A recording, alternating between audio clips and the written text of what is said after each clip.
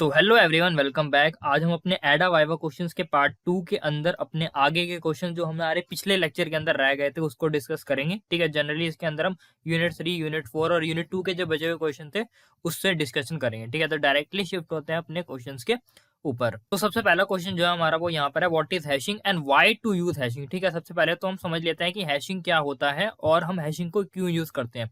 Basically hashing की बात हमारी तब होती है जब हम सर्चिंग की बात करते हैं। लीनियर सर्च हमने पढ़ा था जिसकी टाइम कॉम्प्लेक्सिटी O(n) होती है। बाइनरी सर्च हमने पढ़ा था जिसकी टाइम कॉम्प्लेक्सिटी log(n) होती है। ठीक है, लेकिन अभी भी हमको जो सर्चिंग का जो टाइम है वो हमारा अभी भी n के ऊपर किसी ना किसी तरीके से डिपेंड कर रहा है, चाहे वो n लीनियर सर्च हो या फिर log(n) बाइनरी सर्च हो। तो हमको एक ऐसा मेथड चाहिए था ताकि हमको सर्चिंग का जो टाइम है वो हमारा एक कांस्टेंट टाइम हो सके। तो वो जो सर्चिंग के टाइम को कांस्टेंट टाइम में कन्वर्ट करने के लिए हम हैशिंग का यूज करते हैं। बेसिकली इसके अंदर हम एक डेटा स्ट्रक्चर का यूज करते हैं जिसको हम हैश टेबल बोलते हैं। हम क्या करते हैं, अपना एक की वैल्यू को अपने एक डेटा के साथ मैप कर देते हैं और इस मैपिंग के लिए हम हैश फंक्शन का यूज करते हैं। ठीक है, तो अपने डेटा को हम हैश टेबल के अंदर रखते हैं और अपना जो भी की एक उसको जो भी हमारा डेटा है उसको एक की वैल्यू के साथ मैप कर देते हैं हैश फंक्शन का यूज करके, ताकि अगली बार जब यूजर सर्च करने आए तो वो हम उससे उसकी की वैल्यू मांगे और अपने हैश टेबल से उस डेटा को उसको सर्च करके प्रोवाइड करते हैं। और ये सारे प्रोसेस के अंदर हमारा कांस्टेंट टाइम लगता है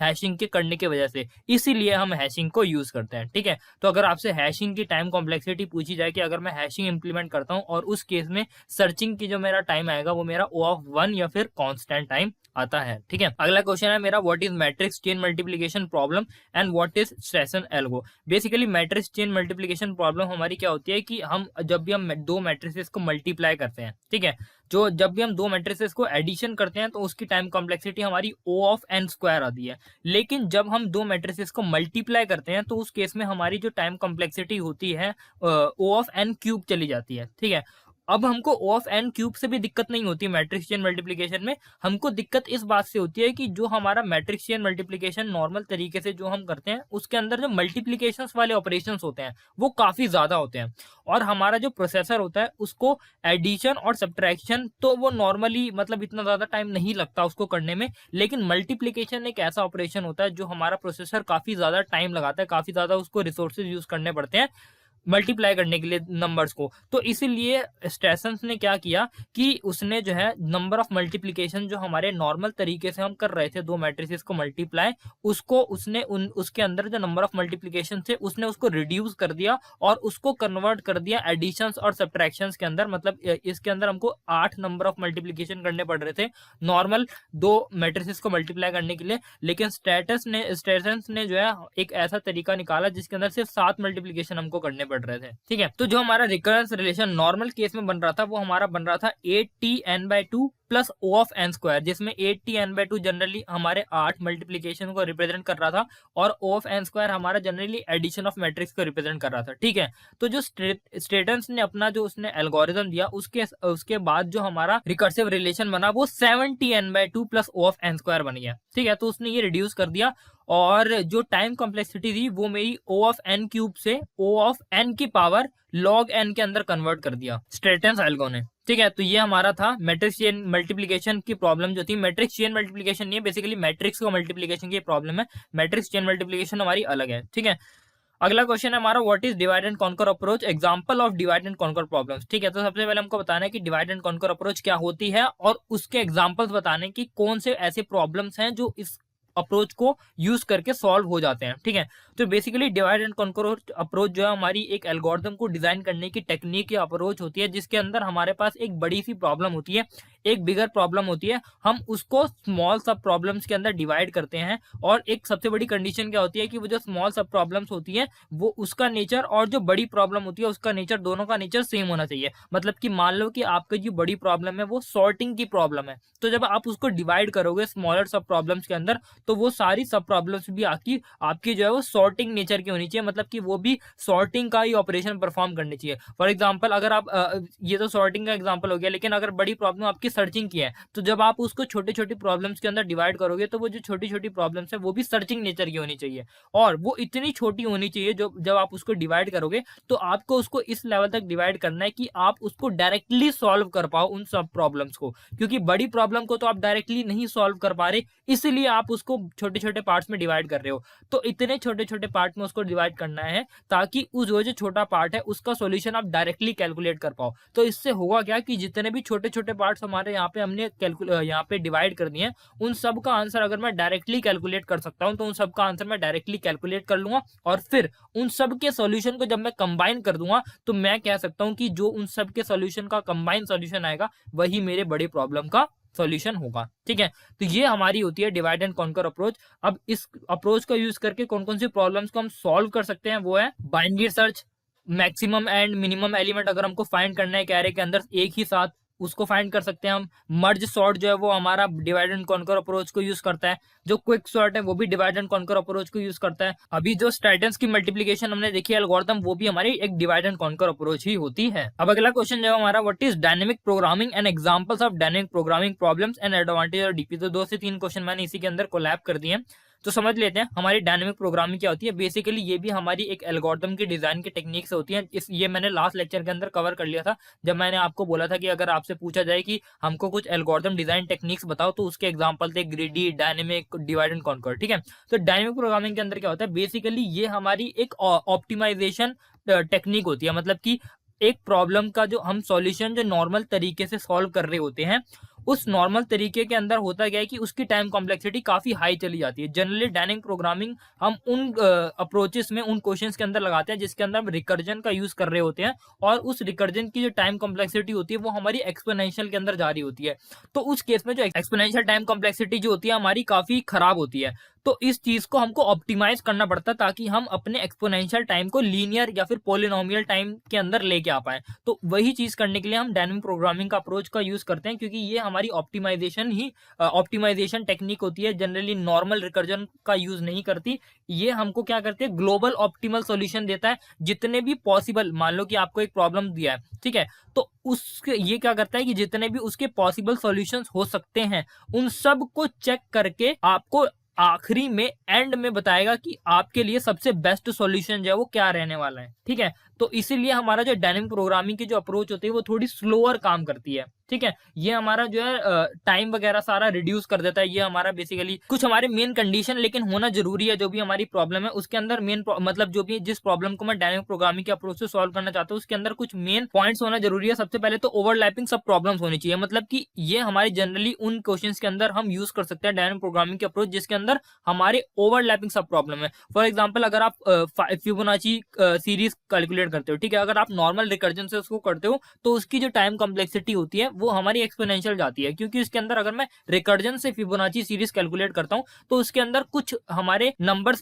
कुछ हमारे वैल्यूज हैं वो ऐसे होते हैं जो कि बार बार कैलकुलेट होते हैं, जबकि वो वैल्यूज मैं ऑलरेडी कैलकुलेट कर चुका होता हूं। तो उस केस में ये हमारे क्या होते हैं, ओवरलैपिंग सब प्रॉब्लम है। मतलब कि एक ऐसे सब प्रॉब्लम जो कि ऑलरेडी एग्जिस्ट करते हैं, ओवरलैप कर रहे हैं, तो यहाँ पे हम डायनेमिक प्रोग्रामिंग को लगा सकते हैं। क्योंकि इस केस में हमारी इस प्रॉब्लम के अंदर ओवरलैपिंग सब प्रॉब्लम है। और सबसे और जो हम अप्रोच यूज करते हैं इसके अंदर हम मेमोराइजेशन या फिर मेमोराइजेशन, मतलब आपसे पूछा जाए कि मेमोराइजेशन या मेमोराइजेशन क्या होता है, तो बेसिकली इसके अंदर हम क्या करते हैं कि जो भी हमारे पास ऑलरेडी सॉल्यूशन आ चुका है हम उसको एक जगह स्टोर कर लेते हैं, ताकि अगली बार जब हमको उसकी रिक्वायरमेंट पड़े तो वहां से हम पुराने वाले डेटा को ही जो है यूज करके सॉल्यूशन को ले लें, हमको बार बार रिकैलकुलेट ना करना पड़े, जो कि हम नॉर्मली रिकर्जन के अंदर करते हैं। ठीक है, तो ये हमारा होता है डायनेमिक प्रोग्रामिंग के अप्रोच। अब इस डायनेमिक प्रोग्रामिंग के एग्जांपल्स या फिर प्रॉब्लम के एग्जांपल्स हमारे कौन कौन से होते हैं। हमारे जो लॉन्गेस्ट कॉमन सब सीक्वेंस वाली प्रॉब्लम होगी वो हमारा इसका एग्जांपल है। 0-1 नैपसैक प्रॉब्लम इसका एग्जांपल है। मैट्रिक्स चेन मल्टीप्लिकेशन इसका एग्जांपल है। फ्लॉयड-वॉर्सल एल्गोरिथम इसका एग्जांपल है। कैडेंस के एल्गोरिथम हमारा इसका एग्जांपल है। बेलमैन-फोर्ड एल्गोरिथम इसका एग्जांपल है। ठीक है, एडवांटेजेस हमारे क्या है डायनेमिक प्रोग्रामिंग के कि ये जनरली हमारा टाइम रिड्यूस कर देता है अगर हम नॉर्मल रिकर्जन से इसको कंपेयर करते हैं, और जो भी हमारा एक्सपोनेंशियल टाइम जो होता है उसको ऑप्टिमाइज करके पॉलिनोमियल टाइम के अंदर लेके आता है। ठीक है, अगला हमारा what is greedy approach. Greedy approach क्या होती है, एग्जांपल बताने हैं और एडवांटेज, जैसे कि ऊपर वाला क्वेश्चन। अब ग्रीडी अप्रोच भी हमारा एक एल्गोरिथम डिजाइन टेक्निक ही होती है। ग्रीडी अप्रोच हमको नाम से क्लियर होता है कि ग्रीडी हम अप्रोच यूज करते हैं। इसके अंदर हम जैसे डायनेमिक प्रोग्रामिंग जब हमको ग्लोबली हमको सारे पॉसिबल सॉल्यूशंस को देखता है कि ये वाला सॉल्यूशन ठीक रहेगा या ये ठीक रहेगा या ये ठीक रहेगा, ये ग्लोबली हर एक ऑप्शन को चेक करके फाइनल में बताता है कि ये वाला आपके लिए बेस्ट है। ग्रीडी के अंदर क्या करते हैं कि हम मान लो कि आपको जो है यहाँ पे आपका प्रॉब्लम है और आपके 2 से 3 आपके रास्ते हैं जाने के लिए। ठीक है, सॉल्यूशन के लिए। ग्रीडी अप्रोच को मैं एक एग्जांपल से समझाता हूँ कि मान लो आप यहाँ पे खड़े हो एक जगह पे और आपके जो है 3 रास्ते जा रहे हैं, एक 1 किलोमीटर का, एक 10 किलोमीटर का और एक 5 किलोमीटर का। ठीक है, तो आप किसके लिए, आप यहाँ पे ग्रीडी हो जाओगे कि यहाँ पे 1 किलोमीटर वाले रास्ते में मेरे को कम ट्रेवल करना पड़ा, तो आप क्या करोगे, यहाँ से 1 किलोमीटर ट्रेवल कर लोगे। तो ये जो अप्रोच आपने यहाँ पे फॉलो करी, ग्रीडी अप्रोच फॉलो करी, कि आपने उसके बाद चाहे जो आपने 1 किलोमीटर ट्रेवल करा उसके बाद आपको 1000 किलोमीटर ट्रेवल करना पड़े, और जो यहाँ पे 5 किलोमीटर और 10 किलोमीटर वाला रास्ता था उसके बाद आपको 1-1 किलोमीटर या 2 किलोमीटर ट्रेवल करके ही आप अपने डेस्टिनेशन पे पहुंच जाओ। लेकिन जो आपने ये 1 किलोमीटर वाला रास्ता चुना, इसके बाद आपको 1000 किलोमीटर ट्रेवल करके जाना पड़ेगा, तब जाके आप डेस्टिनेशन पे पहुंचोगे। तो यहाँ पे आपने जो करंट पोजीशन आप हो वहां पे आपने अगले सॉल्यूशन के लिए, अगले पॉइंट ऑफ सॉल्यूशन पे जाने के लिए आपको जो अभी करंट बेस्ट सिनेरियो लगा आपने उसको चुन लिया। ये अप्रोच होती है हमारी ग्रीडी अप्रोच की प्रॉब्लम को सॉल्व करने के लिए। जो भी हमारा अगले पॉइंट ऑफ सॉल्यूशन तक जाने के लिए जो भी करंट हमारे पास अप्रोचेस सॉल्यूशन अवेलेबल होते हैं उसमें से जो भी हमारे लिए बेस्ट रहेगा उसी को हम चुनेंगे। जबकि डायनेमिक प्रोग्रामिंग के अंदर हम सबको पूरा एनालाइज कर लेते हैं और तब जाके फाइनली जो हमारे लिए बेस्ट रहने वाला है उसको चुनते हैं। ठीक है, अब कौन कौन सी प्रॉब्लम ग्रीडी अप्रोच से सॉल्व हो सकती है हमारी? Prim's algorithm, traverse salesman problem, Kruskal algorithm, Dijkstra algorithm, fractional knapsack problem, job scheduling problem. ये कुछ प्रॉब्लम्स होती है जो कि हमारी ग्रीडी अप्रोच का यूज करती हैं सॉल्यूशन के लिए। अब एडवांटेजेस क्या है? सबसे बड़ी एडवांटेज तो ये है कि हाँ, ये हमको जो है हमेशा best available solution, current scenario में जो भी बेस्ट अवेलेबल सॉल्यूशन है वो प्रोवाइड करती है। ठीक है, और ये भी हमारी ऑप्टिमाइजेशन टेक्निक के अंदर ही आती है, दोनों ग्रीडी और डायनेमिक। ठीक है, दोनों का काम करने का तरीका अलग अलग है, लेकिन और दूसरा ये कि ग्रीडी अप्रोच जो है उसको लेस्ट कंप्यूटिंग रिसोर्स चाहिए। मतलब कि डायनेमिक प्रोग्रामिंग थोड़ी स्लोअर होती है क्योंकि ये हर एक पॉसिबिलिटीज को ट्राई करती है। जो ग्रीडी अप्रोच होती है वो हमारी सिर्फ करंट पे जो भी बेस पे जो भी इसको डिसीजन लेना होता है वो ले लेती है। तो ये हमारा ईजियर होता है इम्प्लीमेंट करने के लिए भी, इसके अंदर रिसोर्सेज भी कम लगते हैं और फास्टर भी होता है हमारा एग्जीक्यूट करने के लिए। ठीक है, लेकिन ये ग्लोबल ऑप्टिमल सोल्यूशन नहीं देता मेरे को। ग्लोबल ऑप्टिमल मतलब टोटल ओवरऑल ये एनालाइज नहीं करता, करंट के बेसिस पे जो भी हमको सोल्यूशन मिल रहा है वो देता है। ठीक है, अब मेरे को डिफरेंस बताने ग्रीडी और डायनेमिक के बीच में। तो डिफरेंसेस ये है कि सबसे पहला जो डायनेमिक प्रोग्रामिंग होता है ये हमको ग्लोबल ऑप्टिमल सॉल्यूशन देता है। ग्लोबल ऑप्टिमल सॉल्यूशन मतलब टोटल सारे केसेस को एनालाइज करके जो फाइनल मेरे लिए अच्छा सॉल्यूशन है वो मेरे को देता है डायनेमिक प्रोग्रामिंग। जबकि जो ग्रीडी होता है वो लोकल ऑप्टिमल सॉल्यूशन देता है। जो डायनेमिक प्रोग्रामिंग होता है वो हमारा हर एक स्टेप पे डिसीजन लेता है पुराने सब प्रॉब्लम्स को कंसिडर करके कि मैं इस रास्ते से आया था तो क्या ये ठीक है। मतलब कि क्योंकि अगर मेरे को डायनेमिक प्रोग्रामिंग जो है वो ओवरऑल सॉल्यूशन देता है अच्छा, तो उसको हर एक टेस्ट केसेस को याद रखना भी पड़ेगा कि पहले क्या सॉल्यूशन आया था, पहले क्या सॉल्यूशन आया था। जबकि ग्रीडी जो है वो हमको वो जो है बेस्ट जो भी हमको करंट सिनेरियो पे लगेगा सॉल्यूशन वही चुनता है। जो डायनेमिक प्रोग्रामिंग होता है वो हमारा बॉटम अप अप्रोच होती है फॉलो करती है, और जो ग्रीडी होती है वो हमारी टॉप डाउन अप्रोच फॉलो करती है। बॉटम अप अप्रोच का मतलब कि यहाँ बॉटम से इसका सॉल्यूशन बिल्ड होना स्टार्ट होता है। ग्रीडी के अंदर हम ऊपर से यहाँ पे जो है यहाँ पे सॉल्यूशन को बिल्ड करना स्टार्ट करते हैं।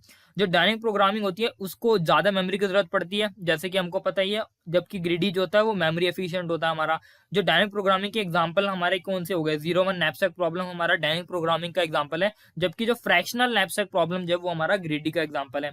जो डायनेमिक प्रोग्रामिंग होती है वो हमारी स्लोअर होती है, ग्रीडी जो होती है वो थोड़ी फास्टर होती है। ठीक है, अगले क्वेश्चन पे आते हैं। हमारे नैपसैक प्रॉब्लम क्या है? 01 और फ्रैक्शनल दोनों ही हमको बतानी है। तो नैपसैक प्रॉब्लम जनरली क्या होती है, इसके अंदर हमको एक बैग गिवन होता है और हमको कुछ वेट्स गिवन होते हैं, और उन वेट्स से रिलेटेड हमको प्रॉफिट वगैरह गिवन होते हैं कुछ सर्टेन नंबर ऑफ आइटम्स के। अब हमको क्या करना होता है, उन आइटम्स को हमको मतलब इस तरीके से डालना होता है कि हमको मैक्सिमम अपना प्रॉफिट निकालना होता है। ठीक है, हमको एन वेट्स दे रखे होते हैं और उसके हमको बता रखा होता है कि ये वाला का इतना वेट है और इतना अगर हम डालेंगे तो इतना मेरे को प्रॉफिट मिलेगा। तो मेरे को उस बैग के अंदर मैक्सिमम टू मैक्सिमम अपना प्रॉफिट निकालने के लिए इस तरीके से वेट्स को डालना है कि मैक्सिमम प्रॉफिट आए। ठीक है, अब ये जो है हमारे दो पार्ट्स में बढ़ जाता है ये वाली जो प्रॉब्लम होती है। अगर मैं 01 नैपसैक की बात करता हूँ तो 01 नैपसैक जो है वो हमारा एक डायनेमिक प्रोग्रामिंग की अप्रोच होती है, जबकि जो फ्रैक्शनल नैपसैक होती है वो हमारी ग्रीडी प्रोग्रामिंग की अप्रोच होती है। फ्रैक्शनल नैपसैक का बस इतना मतलब होता है कि इसके अंदर जो आइटम्स होते हैं, जो वेट्स होते हैं, वो हमारे यहाँ पे डिविजिबल होते हैं। मतलब कि इसके अंदर आप मान सकते हो कि अगर आपको बोला जाए कि आपका जो है 2 किलो का सामान है तो इसके अंदर आप 2 किलो के सामान को आधा आधा करके 1-1 किलो में भी ले सकते हो। जबकि 01 नैपसैक के अंदर आप मान सकते हो इनडिविजिबल सामान हो गए, जैसे कि आयरन हो गया, टेबल हो गया, चेयर हो गया। अब इसको तो आप आधा आधा नहीं मान सकते ना, इसको मान सकते हो कि आपका ये जो है 2 किलो आटा हो गया, तो 2 किलो आटा में से आप 1 किलो आटा ले सकते हो, मतलब डिवाइड कर सकते हो इसके अंदर। लेकिन ये जो 01 नैपसैक होती है, इसके अंदर इनडिविजिबल आइटम्स होते हैं हमारे, ठीक है। तो इसमें या तो आप पूरे के पूरे आइटम को लोगे या तो नहीं लोगे, या तो आपको पूरे के पूरे आइटम लोगे तो आपको पूरा प्रॉफिट मिलेगा, या तो आपको बिल्कुल ही प्रॉफिट नहीं मिलेगा। फ्रैक्शनल के अंदर आप फ्रैक्शंस में भी प्रॉफिट को ले सकते हो, ठीक है। तो मैंने बताई दिया 01 जो हमारी डायनेमिक प्रोग्रामिंग की अप्रोच होती है, और जो फ्रैक्शनल होता है वो हमारा ग्रीडी की अप्रोच होती है, ठीक है। अगला क्वेश्चन हमारा, what is longest common subsequence problem. इसमें लॉन्गेस्ट कॉमन सबसीक्वेंस प्रॉब्लम को समझने से पहले हमको पता होना चाहिए सबसीक्वेंस क्या होता है। बेसिकली सबसीक्वेंस क्या होता है कि आपको 2 स्ट्रिंग्स दे रखी है, और 2 स्ट्रिंग्स के अंदर सीक्वेंस बेसिकली हम अगर बात करें तो रिलेटिव पोजीशन हमारी सेम आनी चाहिए। मतलब कि मान लो कि मेरा नाम SARWAR है, ठीक है, मेरा नाम सर्वर है, तो इसके अंदर SAR जो है वो इसका हमें जो मेरा सर्वर स्ट्रिंग है उसका एक सब सीक्वेंस है, ठीक है। मतलब बेसिकली जरूरी नहीं है साथ साथ भी है। अगर मैं बात करूं SWR मेरा नाम सर्वर है, और अगर मैं बात करूं SWR मेरी एक स्ट्रिंग है, तो क्या ये इसकी सब सीक्वेंस है? हाँ है, क्योंकि इसके अंदर लेटर्स चाहे कंटिन्यूस नहीं है, लेकिन जो जिस ऑर्डर के अंदर मेरे ओरिजिनल स्ट्रिंग के अंदर लेटर पड़े हैं उसी ओरिजिनल ऑर्डर जो है यहाँ पे फॉलो हो रहा है इसके अंदर। अगर मैं WR की बात करता हूँ तो WR भी जो है मेरा एक सबसीक्वेंस है, ठीक है। तो सबसीक्वेंस का मतलब तो आपको यहाँ पे समझ आ गया, ठीक है। अब लॉन्गेस्ट कॉमन सबसीक्वेंस प्रॉब्लम को समझ लेते हैं। बेसिकली इसके अंदर क्या होता है कि हमको 2 स्ट्रिंग्स गिवन होती है, और उन दोनों स्ट्रिंग्स के अंदर से हम इसके अंदर से भी कोई पर्टिकुलर हमको सबसीक्वेंस लेना होता है, और इसके अंदर से भी कोई पर्टिकुलर सबसीक्वेंस लेना होता है। लेकिन इन दोनों में से मेरे को एक ऐसा सबसीक्वेंस लेना होता है जो कि दोनों के अंदर कॉमन हो और सबसे लंबी हो वो सबसीक्वेंस, ठीक है। ये बस नॉर्मल हमारी प्रॉब्लम होती है। एमएसटीज क्या होते हैं हमारे? एमएसटी जनरली हमारे अगर मैं एसटी की बात करता हूँ, एमएसटी की फुल फॉर्म होती है हमारी मिनिमल स्पैनिंग ट्री। अब सबसे पहले हम समझ लेते हैं कि स्पैनिंग ट्रीज हमारी क्या होती है। स्पैनिंग ट्रीज बेसिकली हमारे वो ट्रीज होते हैं जो कि स्पैन कर देते हैं जितने भी हमारे ग्राफ, हमको एक ग्राफ गिवन होता है, उसको हमको जितने भी हमारे पास उसके अंदर जितने भी वर्टिसेस होते हैं या फिर नोड्स होते हैं, उन सब को अगर कवर करता है कोई ट्री तो वो हमारा एक स्पैनिंग ट्री कहलाता है, ठीक है। तो एक ट्री के, एक ग्राफ के हमारे काफी सारे स्पैनिंग ट्रीज हो सकते हैं, उसमें से वो वाला स्पैनिंग ट्री जो जिसके अंदर सबसे मिनिमाइज कॉस्ट हो मेरी उसके एजेस की, वो हमारा मिनिमम स्पैनिंग ट्री होता है, ठीक है। एक्टिविटी सिलेक्शन प्रॉब्लम क्या होता है? बेसिकली इसके अंदर हमको स्टार्टिंग और फिनिशिंग टाइम गिवन होता है किसी भी पर्टिकुलर एक्टिविटी के लिए, और हमको बताना होता है कि हमको मैक्सिमम से मैक्सिमम हम कितने नंबर ऑफ एक्टिविटीज को परफॉर्म कर पाए एक गिवन टाइम फ्रेम के अंदर, वो हमारा एक्टिविटी सिलेक्शन प्रॉब्लम होता है। अगला क्वेश्चन है हमारा, प्रिम्स और क्रूस्कल एल्गोरिथम क्या है? बेसिकली ये हमारे एमएसटीज मिनिमम स्पैनिंग ट्री को जनरेट करने के मेथड्स होते हैं, प्रिम्स और क्रूस्कल। प्रिम्स एल्गोरिथम के अंदर क्या करते हैं, हम एक सिंगल नोड से शुरू करते हैं, और हम क्या करते हैं कि सबसे स्मॉलेस्ट वेट वाले एजेस को कनेक्ट करते करते करते फाइनली हमको एक मिनिमम स्पैनिंग ट्री मिल जाता है। अगर मैं क्रूस्कल एल्गोरिथम की बात करता हूं तो क्रूस्कल एल्गोरिथम के अंदर हम क्या करते हैं, जैसे इसके अंदर हमने एक पर्टिकुलर पॉइंट से स्टार्ट किया था प्रिम्स के अंदर, इसके अंदर हम किसी भी पर्टिकुलर पॉइंट से स्टार्ट नहीं करते। इसके अंदर हम क्या करते हैं कि जितने भी हम एजेस होते हैं उनको इंक्रीजिंग ऑर्डर के अंदर लगा देते हैं, और एक एक करके उन एजेस को सिलेक्ट करते रहते हैं, और वो एज जिन भी 2 नोड्स को कनेक्ट करते हैं उन सबको कनेक्ट करते रहते हैं, और एक फॉरेस्ट टाइप हम बनाते रहते हैं, और फाइनली में जाके वो फॉरेस्ट जो है वो एक हमारा इस ट्री का जो है शेप ले लेता है, और वही हमारा मिनिमम स्पैनिंग ट्री बन जाता है। और ये पॉइंट आपको ध्यान रखना है कि चाहे मैं प्रिम्स एल्गोरिथम को यूज करूं या क्रूस्कल एल्गोरिथम को यूज करूं एक सेम ग्राफ के ऊपर, फाइनल में जो एमएसटी मेरा जनरेट होगा वो सेम ही होगा, ठीक है।